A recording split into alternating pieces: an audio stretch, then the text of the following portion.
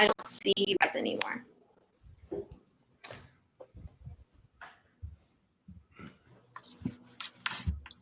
You're on.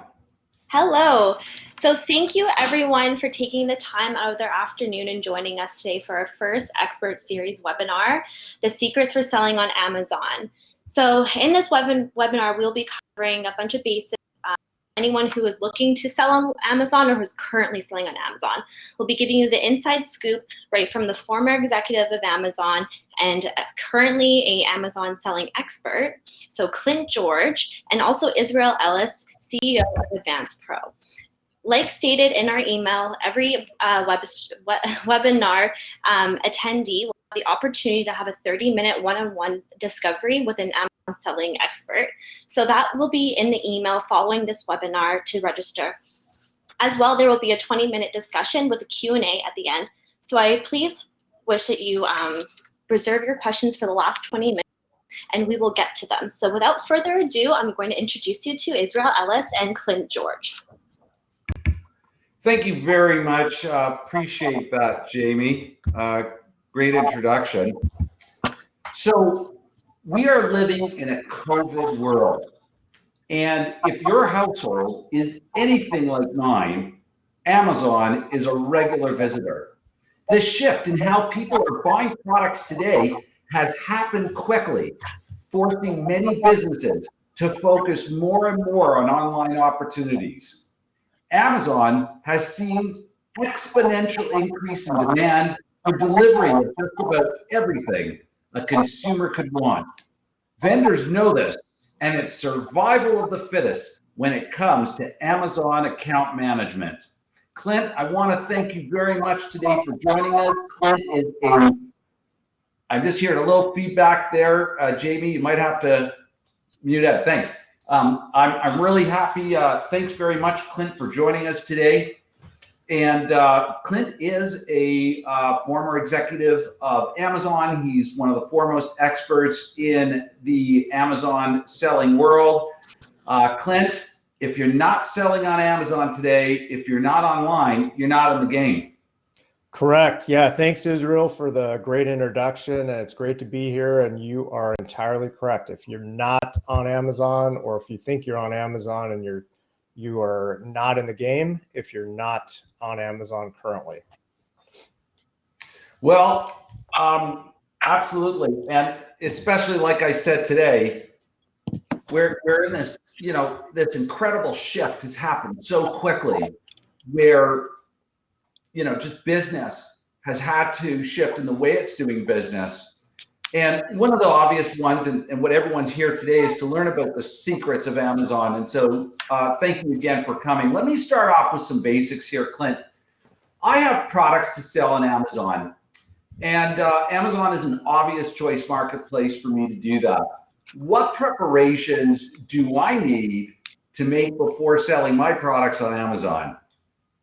Yeah, I mean, there's definitely a lot of different questions you need to ask yourself first before you even really attempt to sell on Amazon. So it's really this preparation and really creating almost like a pre-business plan of sorts. So one of the questions is, how will I protect my brand on Amazon? And does my brand already have a trademark? So those are definitely some keys. Some other questions to ask are, who are my competitors? Are they already on Amazon? And what's that going to look like once I jump into Amazon? Do I already have sellers of my products on Amazon? What's my channel strategy going into this? And how am I going to protect my brand? How will I distribute my products? So what are the logistics involved? And then also, how will I build relevance? And really what that means is driving traffic to your items, to your detail pages, and what's the launch look like once I'm jumping onto Amazon? There's a lot there. Yeah. So, okay, Clint, I am ready to launch my products on Amazon, and I already have products, or I might be just starting a launch, or I might already have products listed. What are the top best practices for a successful listing on Amazon? Yeah, I mean, this is kind of a loaded question in itself. This we could take a whole hour on this or longer, but the basics are building a really strong base for your listings. So that means building strong content. That's key product features, full images. So that means having not just one or two images, but having at least 5, but really strive for 7 to 9 images. Having what's called enhanced content or A+ content. So that's extra content that's going to drive your SEO. It's going to drive traffic to your pages. You also want to utilize Amazon's marketing programs. So not all of them work extremely well, but you want to look at advertising, timely promotions, subscribe and save if your items are consumable, and Amazon Business. So those are some of the basic ones. There's definitely others. You also want to build a brand store. And we'll go into a little more detail on this later, but a brand store is really a gated link to your products on Amazon. You also want to look at your social media. And even if your social media is not strong, and say you have 50 followers on a given social media platform, you still want to maximize that and drive those key people that are following your brand to Amazon. You also want to look at reviews. How do you add reviews? How do you maximize the reviews you already have? And then finally, you want to look at, you have to have an advertising budget. So you really want to have what's called an always-on approach to Amazon advertising, and we will talk a little bit more about that in the future. Wow, what a checklist. A lot of things going on. It's not that simple. I've heard the Amazon lingo, win the buy box or control the buy box. I'm going to assume that this is pretty important lingo when it comes to being successful on Amazon. Clint, can you tell us what that means and how do I get there? Yeah, so that refers to the actual product's product page or product listing. And really what you're looking at is there could be multiple sellers of that product. Even though you are the manufacturer, potentially, you could have other third parties actually listed selling that product. And so owning the buy box is being in that quote unquote first position. That's really what's going to get the most play in terms of sales. And so what that means is, you have to have the best price, not always, but you want to be in a prime selling position if possible. And we'll go into a little more detail there. You want to make sure you're in stock most of the time or as much as possible, have the best content, as we mentioned previously. And then, if you can at all possible sell as an FBA or what's called a 1P or that type of seller, those are going to give you the best chances to win the buy box. Well, you know what? Again, there's just terms, and it sounds like it's not such a simple thing. As you know, Clint, I deal a great amount with inventory management, and often we are working with vendors that are selling on FBM or FBA basis with Amazon. Can you talk a little bit about the difference between these two approaches and the pros and cons behind them? Great. Yeah. So FBM stands for Fulfilled by Merchant. FBA stands for Fulfilled by Amazon. So the main differences are FBM does not get prime 2-day or 1-day shipping, depending on where the customer is located. FBA does qualify for that. FBA means that you're shipping in bulk your products into Amazon's warehouses, and then Amazon actually fulfills to the consumer, the end use consumer. FBM means that you are actually shipping directly to the end use consumer yourself, whether that's through your own warehouse network or using a third party logistics provider. So those are kind of the main differences. Really, manufacturers want to pick the best possible solution for them. Really, it doesn't always have to be FBA or FBM, but FBA and a one-piece situation are going to give you the best chance to win the buy box. Right. Well, hey, let me ask you a question. Can you have a hybrid solution where you manage both systems under one account, or for different products or for the same products? Yeah, you definitely can. It's a lot more complex, but that's possible. So, for example, let's say you're just launching, and currently this would be a great example. But if you're wanting to go FBA and you create a shipment into Amazon, it can take up to 3 weeks for that shipment to be picked up and received by Amazon. So you could, in the interim, create FBM listings, and for that 3 weeks, and right away be launched on Amazon. So you're not missing that 3 to 4 weeks of selling time. So that's an example of doing both. Or if possibly you have an item that is sensitive in that maybe it's refrigerated or frozen, you're going to want to do FBM for sure on that item, because Amazon typically does not have refrigeration capabilities at their warehouses unless it's Amazon Fresh.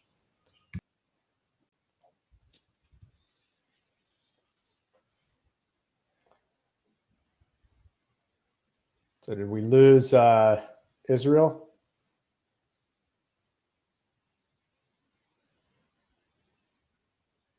So I don't hear you, Israel. Sorry, I'm there. I was on mute. My apologies. Okay. Okay, how are we doing now? Am I coming through okay? Yep, you're good. Listen, kind of working from home, we've got to deal with all the internet issues and sort of that technical complications. So I'm gonna hopefully we'll get it right. So yeah, I guess there's a lot of different sort of reasons of why I'm going to go ahead and sell FBM or FBA. Again, part of that complexity. We see the omni-channel world as a universe, and the key utility in AdvancePro is that it will simultaneously update inventory levels across all selling channels. The last thing you can afford is to sell something you do not have in stock. As for replenishment, you're right. The longer the lead times, the more complex the situation. Mistakes can be costly. An underestimation will cost you big an opportunity, and an overestimation will have your money gathering some expensive dust in your warehouse and Amazon's, not to mention warehouse costs. Clint, when I tour warehouses as part of AdvancePro, one of the things that I like to do is walk through a warehouse and run my finger along the top of a bunch of skids. And I show this really expensive dust to the business owner, and I'll say, wow, you could send a couple of kids to college on this. And he usually kind of, agrees. So, warehousing costs are a big part of getting it right in fulfillment and inventory management. So when you exist in these universes, Excel spreadsheets and QuickBooks doesn't cut it. You need to build the intelligence and understand how to use it based on buying variables across all SKUs and channels. And that is where an inventory management system is going to come in. So this is a great transition into another pressing matter: Amazon warehousing charges. Clint, what are Amazon warehousing charges, and how can I avoid or at least mitigate these costs? Yeah, so basically they're, in the Seller Central world and FBA, those are what are called short-term warehouse holding fees.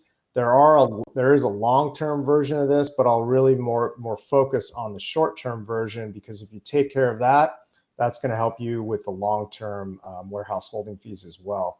So short-term holding fees occur when you're not turning the inventory basically every 30 days. Amazon's going to run a report at day 45, right around there. And whatever you have in the inventory or haven't turned in that last 30 days, you're going to get charges against that inventory. So that means you need to really focus on keeping about 4 to 6 weeks of inventory in on your FBA listings at all time, which brings forth, you've got to have a good inventory management system. Like Israel said, Excel just does not cut it. There are some systems out there, but AdvancePro I found has been one of the best ones out there to really focus on this. Thanks for the plug. Yeah. So let's talk P&L, Clint. Like, tell me about some live examples in your experience of where a vendor that you've been working with has been absolutely blown away by the by warehouse charges, and what does that look like? Give us something, an example from sort of from a real life situation here. Yeah, so the individual short-term warehouse holding fees aren't super expensive when you look at a per item basis. They're based on dimensions and weight. But I'll give you an example from a food company that is basically fruit in pouches, if you can imagine, like what toddlers use, that kind of thing. They hired us after they had done this. So basically they got started on Amazon, said, great, we're going to ship in full truckloads of product. So they went ahead and shipped in full truckloads. I will add that the fees go up in fourth quarter. This happened to be fourth quarter. They had products in there. They weren't selling as fast as they originally thought. And so they started getting hit with $1,500 a month warehouse holding fees. And these are the short-term variety. So essentially we had to create what's called a removal order. And that also costs money because Amazon charges you to ship that back to your warehouse. So yes, it's their inventory. They own it. They got the inventory back, but it costs them a lot of money over a couple months period. So it's a hard lesson to learn. You just need to avoid those lessons or avoid. It's not in your original planning that when you're looking to launch an Amazon account, you're not thinking of all these extra costs, whether it's the launching costs, the advertising costs, and now these, there's a lot of hidden costs when you're talking about launching on Amazon.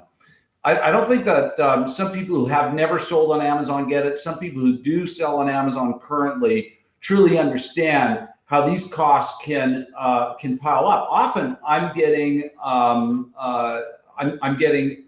into conversations with vendors who are trying to understand and try to reconcile exactly what their exposure is on Amazon. Let's swing this back to, instead of looking at costs, let's swing it back to increasing our sales of products on Amazon. When I purchase something, I'm always looking at reviews, especially if it's a brand that I'm not familiar with. I think it's easy to say that reviews are an essential part of doing business on Amazon. If I'm a vendor, how do I get more product reviews on Amazon? Yeah, definitely. I'm glad you asked that question. That goes back to the planning and building a good base. So for reviews specifically, there's several ways to get reviews on Amazon. And you really want to employ several of these options. If you're just doing one or two, you're not going to really see the results. So one of the first ways is when you launch a product and you have 0 to 5 reviews, you can participate in a program called the Early Reviewer Program. It's only good when you have 0 to 5 reviews typically on an item. The cost is pretty low. It's $60, but Amazon will go out and actually solicit reviews for your products. So they're going to actually hit up the consumers. It's a nice way to be hands off, so to speak, and gain some initial reviews. Another way is called Vine reviews. So this is where Amazon actually has their own pool of reviewers. So I think all of us have looked at reviews on Amazon to one degree or another, and you notice whether they say verified or they might say Vine Voice. The Vine Voice is part of this program, and these are typically picked by their peers to be the top reviewers on Amazon, and then Amazon goes and adds them to their pool. So basically, as a manufacturer, you can ship in samples of your products to these reviewers. They get to choose which products they want to review, but you could put forth up to 30 products of one given product. So if you had a particular flavor of product, you can do 30 of that flavor, 30 of another flavor, whatever. I did not know that. That's great. And so this is all sanctioned. What does that type of program cost you? Yeah. So if you're on Seller Central currently, it's free. And I'll repeat that, it's free. Now your cost is the sample you're providing. So there is a little bit of a cost, but Amazon will ship that for you without cost to the person doing the review. So Craig, can I ask you, I gotta ask you something quick. Can I become a reviewer, and can you send me a couple of Macs to review? Yeah, I wish, believe me, early on I tried to become a reviewer myself. So it's it's totally picked by Amazon. I wish all of us could be reviewers. I wish we could get free TVs, but it doesn't work that way. The peers are the ones that kind of decide on who are the best reviewers, and then Amazon goes out and finds those people. So if we could find a way to join it, I'd be on it already. And those reviewers, they're verified reviews as well, or do we know if those reviews are coming from customers or coming from these review agents? Yeah, so they are verified and they're completely sanctioned by Amazon. So it's a legitimate program. It's one of the top programs. Years ago, they used to not limit each product to 30 or less products that you could send in. So I had a few vendors actually sending in 200-300 products to get reviews on. And that was a great way to really jumpstart your reviews. So if you see some products that have been on Amazon for years and they've got 1,000 reviews, chances are they probably started with this program. So I'll move on to some of the other options. Social media is another way to create reviews, whether you're soliciting through your social media accounts or you're creating contests or other creative ways to kind of generate reviews. Another way is through Seller Central. You can actually use these third-party companies like Feedback 5 and Feedback Genius. They're great ways to create templatized contacts to your customers that have already purchased. So you can actually ask for reviews during that template or that conversation. Great way to do that. There are, through those programs, you can actually even, there's a couple buttons that you can just ask for a review through those programs that makes it all automated. So it's a great way to do that. And then lastly, there are third-party companies that do solicit that, hey, we can get you 4- and 5-star reviews. I would highly recommend avoiding these type of situations. Yes, they look great. They look like, oh, I pay $3,000 and I can get 50 to 75 reviews on my product. But if you get caught, because these are not sanctioned by Amazon, Amazon really protects their reviews. They can shut down your account just like that, and chances are you might not get your account back. So I would actually recommend against doing that if at all possible. We have actually had a few of our clients be shut down, even though they did this, even though we recommended against it. Right. So when it comes to verified reviews, these are people who have actually purchased the product, and these are, I guess, the golden part of it in terms of getting those reviews. And reviews are so important today, especially in the online world. I think that anyone who is looking to purchase something, especially if they haven't purchased it before, they're definitely going to be looking at reviews, and they're going to look at seeing what people think about the product and in terms of the companies that are supporting it. So going and getting those reviews is a huge effort. You've really got to put forth the effort to go out there and to make sure that you're getting reviews. You have to have the program in place. Can you incentivize consumers to provide reviews? Are you allowed to do that? No, that's actually a big no-no. You want to, if you offer anything for a review, again, you can get shut down literally just like that. And I've had, like I said, I've had a couple clients that have done that. shut down, and then they were shut down for 4 to 6 months. So has Amazon got, is this all sort of like an algorithmic thing where it's autonomous, or has Amazon actually got a team of people inside who are looking at accounts and who are figuring out if these are legit reviews or if the vendor is doing something they shouldn't be doing? Is that happening inside? Oh yeah, it's a combination of being algorithmic, but there is a team then looking at what the algorithm pulls up. So you just want to, the ways that I laid out are all legitimate, other than that last way, which I'm telling you about, but I'm also telling you to not do that. So Okay. I think you just want to be up and up, and on the first 4 ways that I mentioned are all legitimate, and those are ways I would do each of those at the same time, so that you can actually build as many reviews as possible.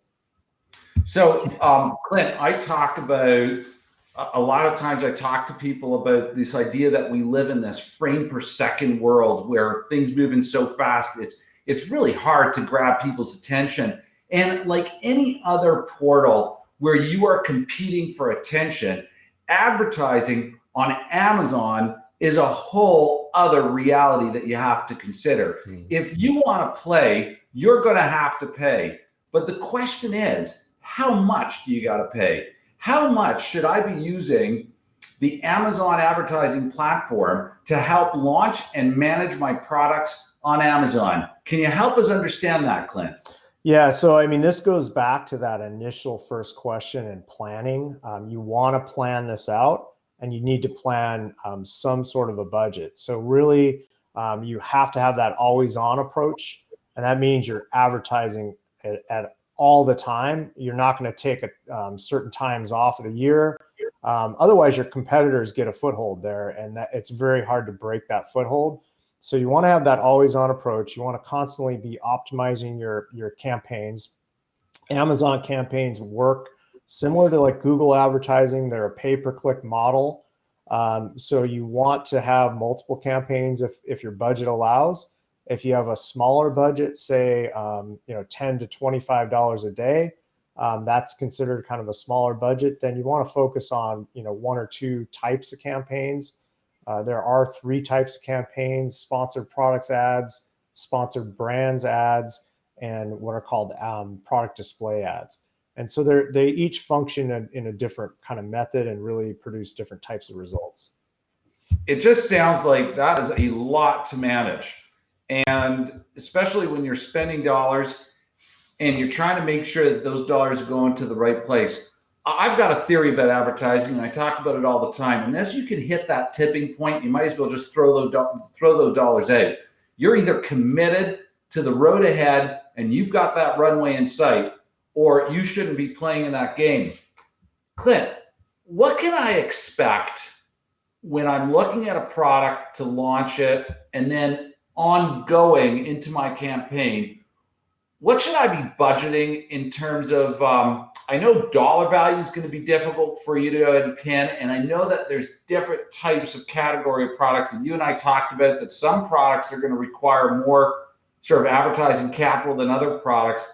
But if you were to give me a percentage that I could think about when it comes to my advertising budget, what would you peg that at? And where can I hope to see that go as I pass that nexus? Yeah, so I mean, this goes back to this initial planning. A lot of companies we see will just throw their items up on Amazon and expect to be selling $50,000 a month right away, and that it just doesn't work that way. You've got to plan. So I tell clients and prospective clients to plan on 8 to 10% of their actual goal on Amazon for selling, not their initial sales, because the initial sales are going to, if you're just starting out, you're starting at 0.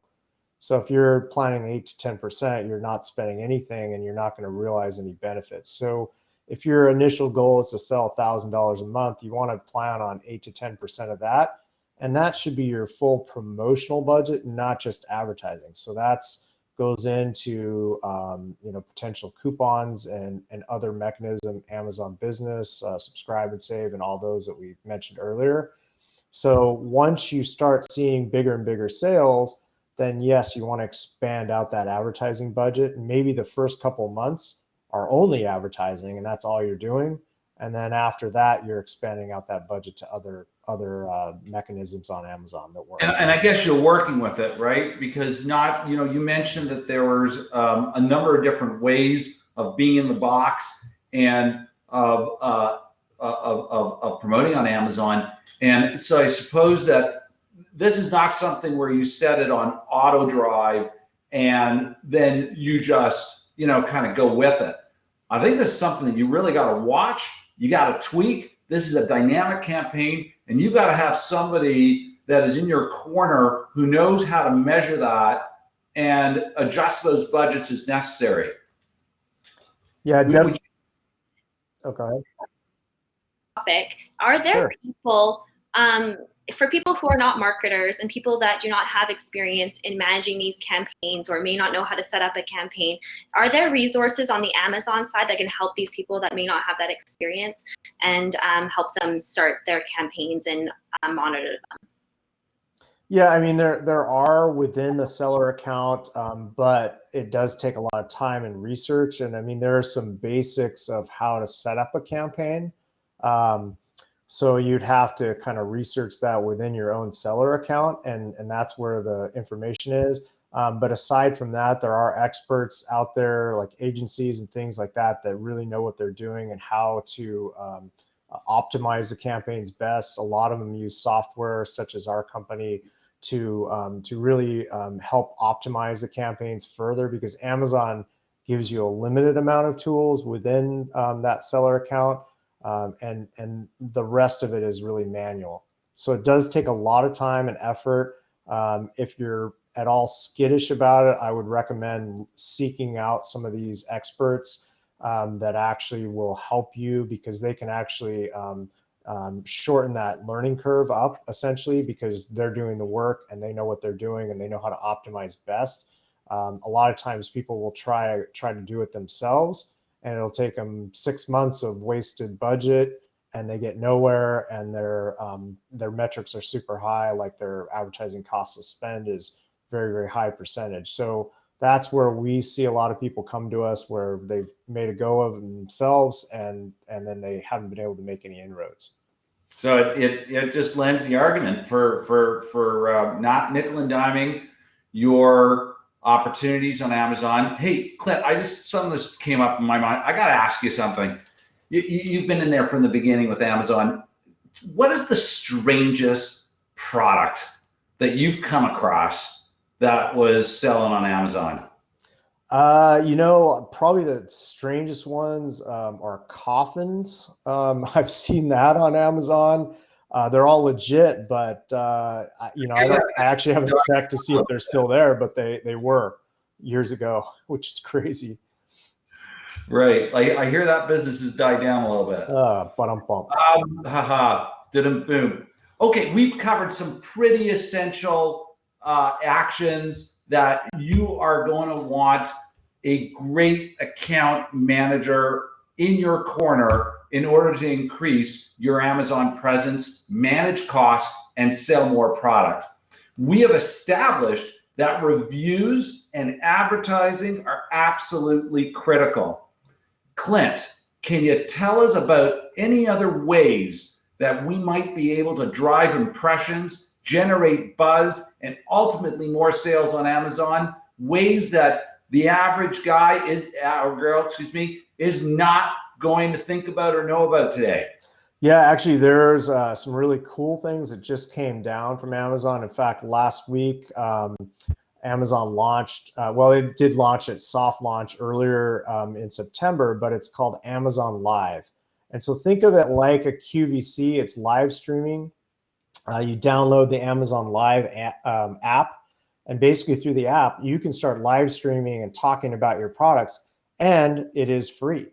So is this like sort of what's called the home shopping club? Yeah, kind of like that, or QVC.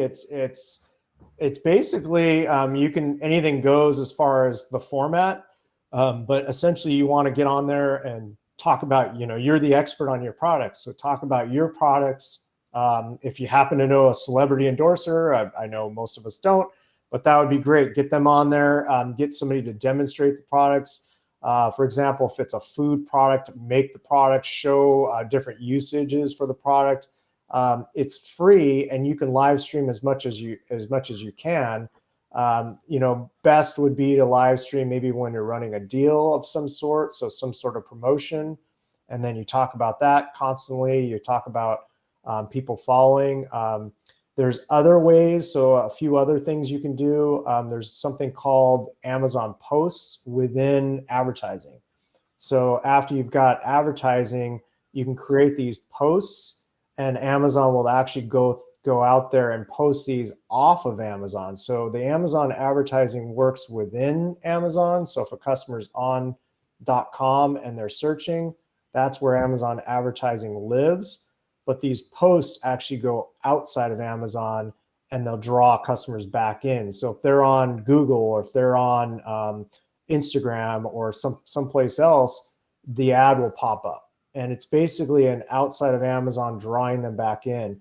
So those are two ways that are fairly new. Not the average person's going to know about them. And that's something, definitely I would encourage you to look at and do with your products. Clint, thanks very much. I appreciate that. And I'm really sensitive to time. So I want to get to a couple of other things that are really important. And one of the questions that have come in and that I think is really important to ask you today is, what are the common misunderstandings that brands have about selling on Amazon in your experience? Well, I think, there's lots of misconceptions. I mean, a lot of people come to us thinking selling on Amazon is super easy. As we've kind of laid out, without a plan, you're going to fall short, and you're not going to really realize your expectations. A lot of people expect big things and they think it's easy. Another misconception is just dealing with Amazon in the same way that you would deal with a brick and mortar retailer. It is not the same. You're not going to be able to call them on the phone. You're not going to be able to show up at their offices wherever that may be. And right now the offices are spread out all over North America and major cities. So it's difficult. You can't just show up and expect an appointment. So those are a couple things, and just listing your products and expecting them to sell a lot. That doesn't work. You've got to have a plan. You've got to launch them the right way. You've got to kind of know what you're doing, and you've got to spend a lot of time on Amazon. It's not just something that you can do part-time. It's become, the whole shopping experience has become somewhat commoditized in this sort of autonomous, we strive for that type of autonomy. Hey, Jamie, I mean, you shop on Amazon. What do you think? I mean, is the customer service lacking, or do you really need to walk into a store and get that kind of service? A little bit at the end part. I was just asking you about what is your experience in terms of your Amazon shopping experience versus walking into a store where you get that sort of one-on-one service? Oh, well, I personally order about 90% of my things from Amazon. I do love the customer service. I do love the fact that things just show up at my house. The fact that, I have the subscription service. So anything I need for my household goods just comes to me whenever I run out, and it actually times it, whatever their logarithm is, it times it out perfectly. I do, when I run out of paper towel, I have something coming, a few days later. And personally, just the ease and how we live in the world today, especially with COVID, like Amazon is just booming. Right. People just really want to have that self-service where they can just go on their phone or their computer and order something. So if you're planning to sell on Amazon or currently selling on Amazon, these are the things I feel like people really need to know to skyrocket their business, especially, if there's gonna be a second wave coming and stores will be locked down again. I feel like this is a necessary topic to be discussing. Sure. We've got everybody working from their homes, and just like everybody else. And I guess that, these are all new realities that we have to deal with. Clint, just a final question before we get some of the questions that have been coming in during this webinar. It's been fantastic. And Jamie, by the way, thank you very much for putting it together. virtual clap your way. Jamie is with our marketing team at AdvancePro, and Clint, always appreciate you coming on. I'm already on Amazon. I've got customers. We've got lots of clients in AdvancePro that are selling on Amazon, that we are connecting them with their inventory, which is very important in that universe to be able to manage their FBM and their FBA accounts. But I'm already on Amazon, and I've been doing this for a while. Why do I need your help? Why do I need outside help? What is the benefit of me doing that coaching session with you that I'm going to get after attending this webinar? Sell yourself a little bit here. What's the importance of an Amazon account specialist?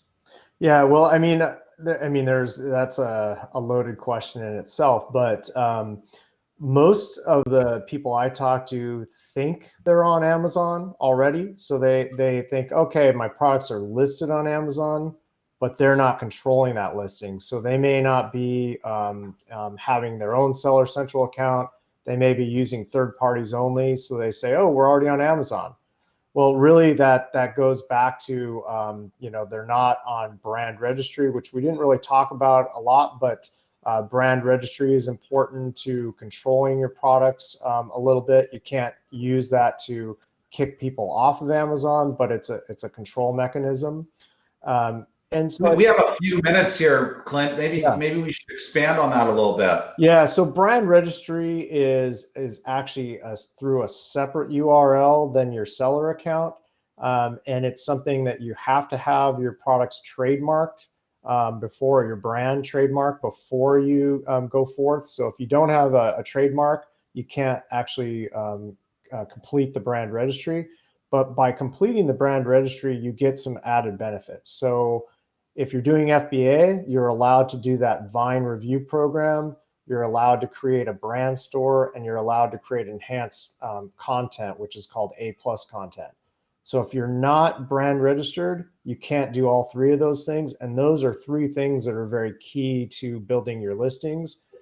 So without that, I mean, we have a few clients without brand registry, and it really stifles their growth, to be honest with you. So that's one key. So having someone like us, and you wouldn't know that, and you wouldn't know how to do this, we can shorten that learning curve. We can do all this for you and get it done in a matter of days rather than weeks, months, or even in some cases, it'll take over a year. So I got to ask the question, Clint, because obviously as a vendor on Amazon, or rather dealing with a number of vendors on Amazon, I get asked this question all the time. People do recognize the importance of having an Amazon account management. Can you just give us an idea, typically, do I got to be a huge company in order to afford sort of an Amazon account specialist looking after my account? And I'm just wondering about the economics. Do I hire somebody in-house to do it?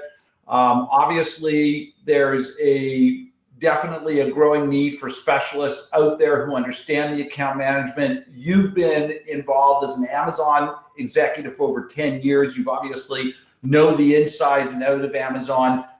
But, I'm just wondering what the entry level there is to get that kind of skill set working for me. What am I looking at? Yeah, I mean, really, it's a huge learning curve, to be honest with you. It takes, like I said, years to kind of build that up.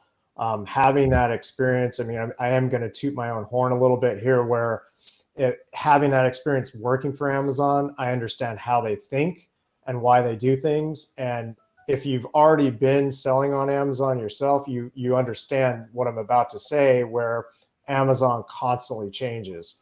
So if you look at what happened with COVID, all of a sudden they had items that were deemed essential, and those products got preferential treatment. Well, none of us would see that coming, but we knew how to react quite a bit. So we had a few clients that had what are called non-essential products, and we quickly were able to switch them within 3 or 4 days to FBM, and they were able to continue their businesses, versus if they just stayed FBA, their business would have tanked. So and you and I talked about why you left Amazon, and when we were speaking about that, you had told me that you felt that you could better serve the community out there by guiding them through Amazon. I certainly get that. You're probably one of the best, knowledgeable people in the world of Amazon selling. So as a small company coming to your team, working with an Amazon account specialist, what's the P&L here? What am I looking at in terms of costs? Is it thousands of dollars a month? How do you work those? How do you work those services out? Yeah, how do I come to you and get you to manage me? Yeah, I mean, we charge a flat fee, but once the sales kind of hit in, it's kind of like any other brokerage.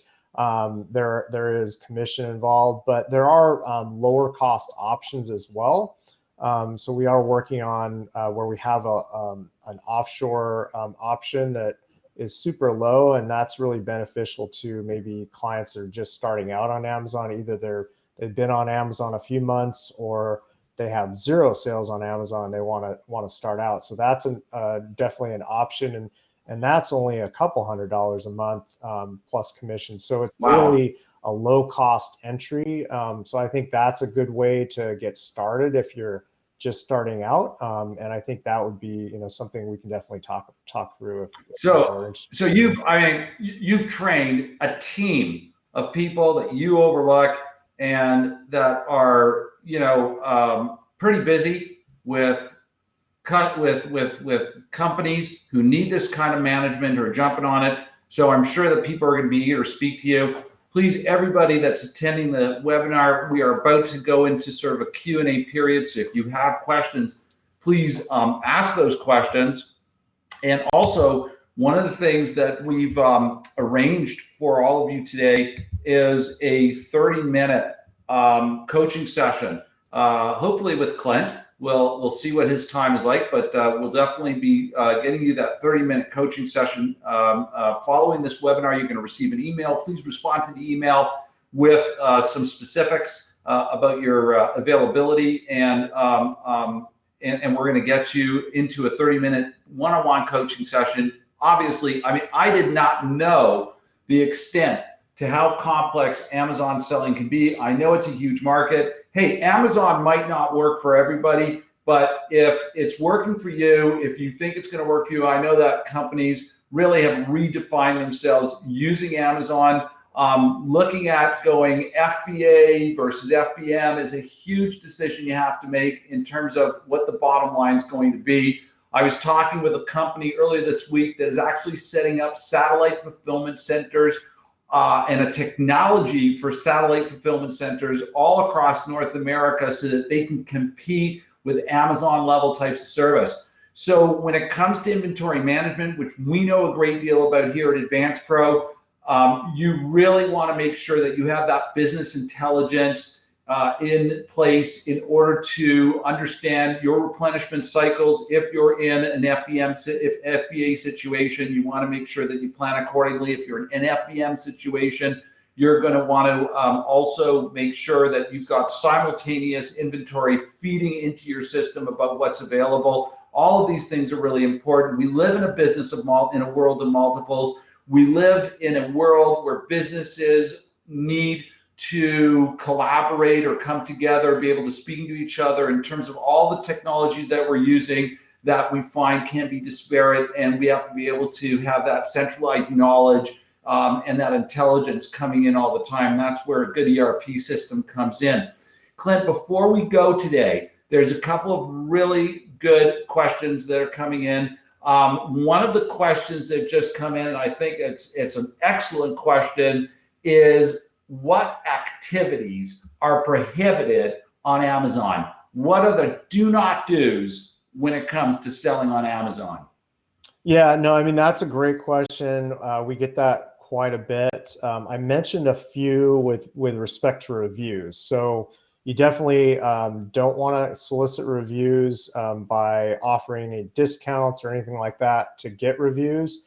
You don't want to, this seems simple and seems like why is this prohibited, but you don't want to reach out to all your friends and family and actually ask for reviews, because typically this sounds a little big brother, but Amazon can track your URL through, or actually track your ISP through through where you're logging in to your seller account.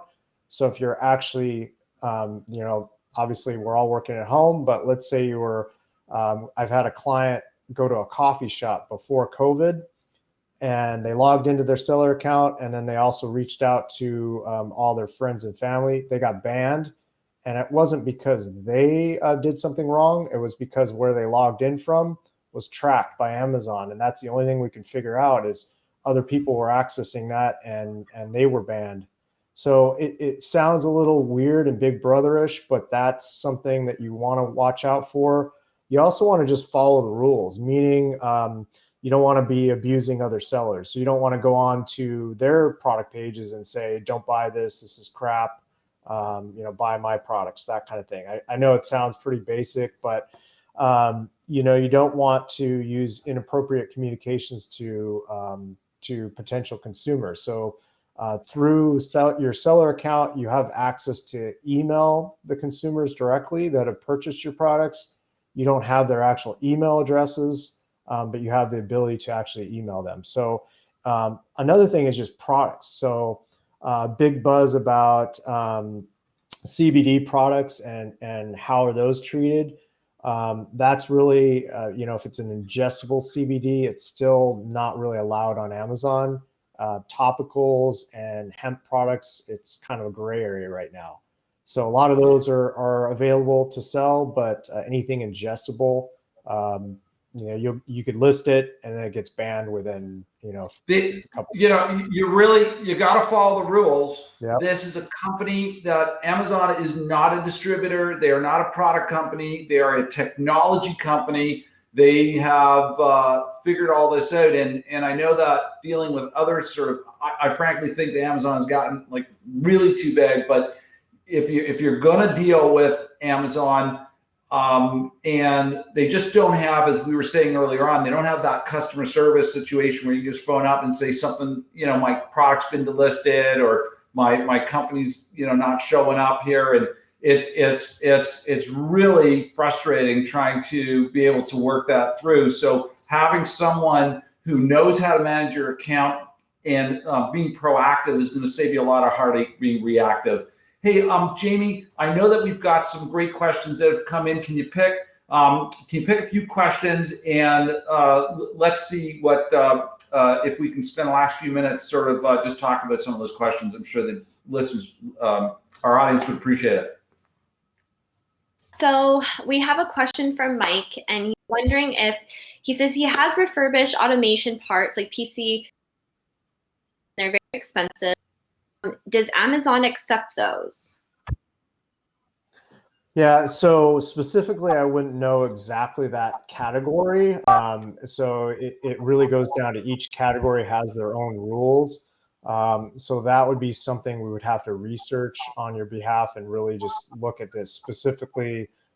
If it's, I can't really tell if are they electronics or they, what they are, but we would have to really research because certain categories have rules about how you can list them and kind of, what you need to follow. So some categories, for example, like grocery, which I know it doesn't relate to this category, but you have to get approval first before even selling in that category, and you have to provide invoices, potentially product charts about which are called the SDS forms, safety data sheets on the product. So this particular category could have some restrictions like that, and we would have to research that.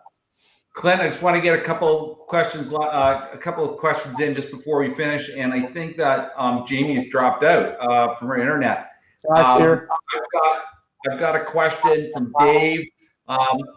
What are the nuances in engaging within the Amazon business environment versus a consumer orientation? Yeah, so Amazon Business right now, they're going out and they're soliciting business-only clients. So the differences are you have to list the item first within your seller account, and then you can make them available for business only with certain discounts.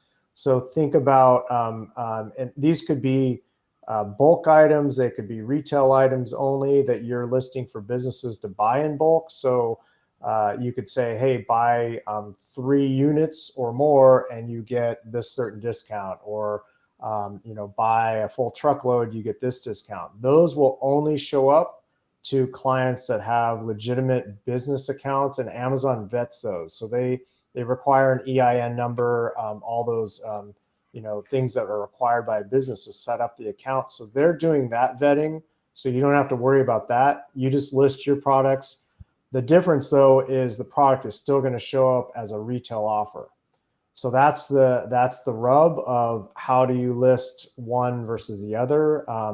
There is an option now that's fairly new that you can just set up a business only account, I believe. So I don't have any clients doing that, but that is an option that I've read. Thanks. Thank you very much, Clint. Back to you, Jamie. So, Tim, we will be sending out an email with a recap. Sorry, Jamie, your audio. Is that okay? I'll take this over for you, Jamie. Your audio is you got some feedback going on. So I've got a question here from Eugene. Clint, I'm on Amazon Vendor Central. What are the best practices to properly get Amazon Vendor Central to buy your item in bulk? I've been told that no one person does this. Bulk buys are based on algorithm. My items are all set up, but have yet to get a purchase order from them. Yeah, so if I'm understanding, it sounds like you're not getting bulk purchase orders, but if you're not getting purchase orders at all, they do have a program called Born to Run, which is basically a vendor initiated purchase order. So you have to put an offer out, and Amazon can reject that, but that's a possibility. It may not be offered in your specific category, but certain categories have this option called Born to Run, and it's under Vendor Central. If you look under the PO section, there's a section it's called Vendor Initiated POs, and that's really their Born to Run program. Specifically on the bulk question, that is algorithmic generated, and so really they're picking the best selling items from your catalog, and you may not get an offer, unfortunately. I mean, I've had vendors that have received offers 1 month, and then it takes 6 more months and they don't get any offers for 6 months. So it's really dependent on the product itself and how much you're selling. So really goes back to those principles in the plan. If you're not getting anything, you need to generate it yourself by following the plan and actually doing all those options to really generate more sales and get that offer.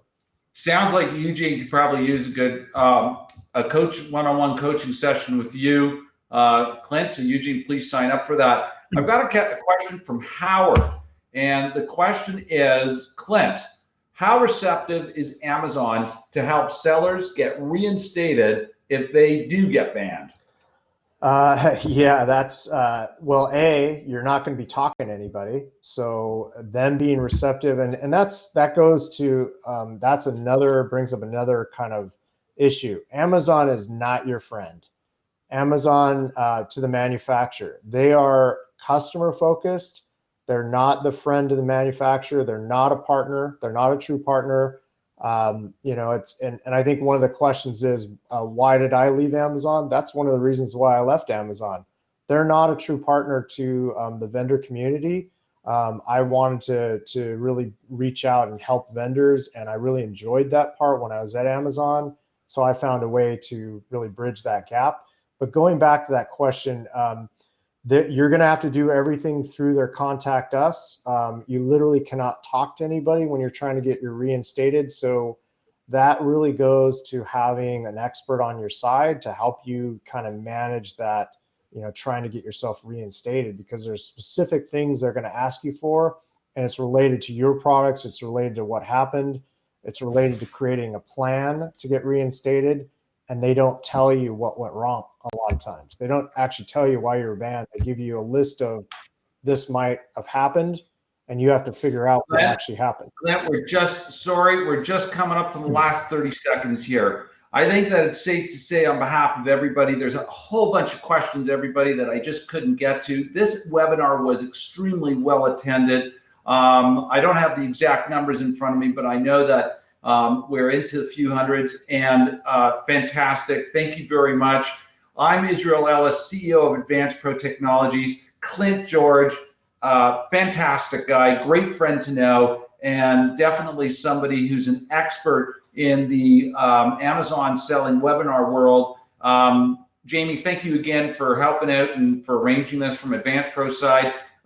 Everybody, you're going to get that email. You're going to have an opportunity to have a one-on-one coaching session. If we couldn't get to your questions here today, we certainly will get to them in a coaching session with you. You're going to hear from people on the AdvancePro staff who are going to encourage you to send in that request, and we're going to organize it for you over the next coming weeks. Please be patient with us while we get you. Each and every person who has signed up for this webinar is entitled to a 30-minute one-on-one coaching with an Amazon specialist. It's been a fantastic and exciting webinar. It is the first webinar of our expert webinar series sponsored by AdvancePro. I hope that we'll see all of you at our next webinar coming up this month, which is going to be a follow-up to Amazon, and it's going to focus on online sales, specifically B2B online sales. So I'm really looking forward to that. That's going to be very exciting. Thank you, everybody. Stay safe, stay healthy, and let's be positive out there. Thank you for attending. Thank you.